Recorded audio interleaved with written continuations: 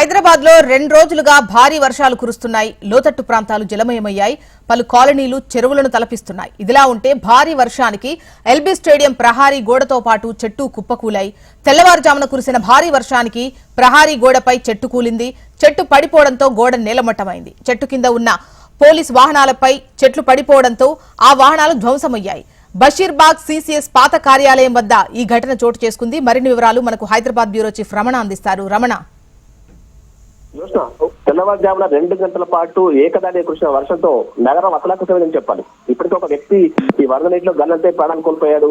ఇక ఇది కాకుండా చాలా బీభత్సమైన దృశ్యాలు మనకు కనిపిస్తున్నాయి. ఇట్లు మనం చూస్తున్న ఈ విజువల్స్ ఏవైతున్నాయో ఇవి బషీర్బాగ్ సిసిఎస్ పాత కార్యాలయం అనుకున్నటువంటి గోడ. ఇది అంటే ఎల్బీ స్టేడియం అనుకున్నటువంటి గోడ. ఈ గోడ కూలిపోవడంతో అక్కడ ఉన్నటువంటి వాహనాలు కూడా ధ్వంసమైన పరిస్థితి.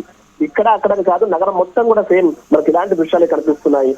ఒక చిన్న చినుకు పడితే నగరంలో ఎలాంటి దుస్థితి ఉంటుందో అనేది ఈ రోజు అది వర్షాన్ని మనం ప్రత్యేకంగా చెప్పుకోవచ్చు. ఎందుకంటే మొత్తం కాలనీలన్నీ నీట మునిగాయి. చెరువుల్లో కనిపిస్తున్న పరిస్థితి చూస్తున్నాం. నీరు ఇంకడానికి స్థలం లేదు, నీరు వెళ్ళడానికి స్థలం లేదు. అంటే వరద నీరు వెళ్లే చోటు లేకే ఈ దుస్థితి నెలకొంటుంది. విశ్వనగరంగా ఎదుర్కొన్న హైదరాబాద్ లో ఈరోజు తెల్లవారుజాము నుంచి మనకు కనిపించే ఈ దృశ్యాలు ఖచ్చితంగా ఆందోళన కలిగించే విషయం చెప్పాలి. ప్రస్తుతం అయితే ఇంకొక 2 గంటల పాటు వర్షం కురిసే అవకాశం ఉన్నట్టుగా వాతావరణ శాఖ చెప్తున్న నేపథ్యంలో అధికారులు అప్రమత్తమయ్యారు. ఎందుకంటే ఎల్లో అలర్ట్ కూడా జారీ చేసి ఉన్నారు. వచ్చే 2 గంటల పాటు అందరూ జాగ్రత్తగా ఉండాలి. ఎవరు కూడా అత్యవసర పనులుంటే తప్ప బయటకు రావద్దని కూడా హెచ్చరిక జారీ చేశారు. ప్రస్తుతం ఇప్పుడిప్పుడే కొంత పరిస్థితి అంటే వర్షం ఆగింది కాబట్టి కొంత పరిస్థితి సర్దుమరిగింది. కానీ ఇది కంటిన్యూ అయ్యింటే మాత్రం పరిస్థితి వేరేలో ఉంటుంది. ఎందుకంటే ఆల్రెడీ హుస్సేన్ సాగర్ ప్రమాదకర స్థాయిలో అటు ప్రవహిస్తోంది. అటు దిగువ ప్రాంత ప్రజలు బిక్కుబిక్కుమంటూ ఉన్నారు. చాలా ప్రాంతాలు ఇంకా ఉప్పల్ అలాంటి శివారు ప్రాంతాలు అయితే ఇప్పటికీ నీటిలోనే ఆ కాలనీలు మునిగి ఉన్నాయని చెప్పాలి.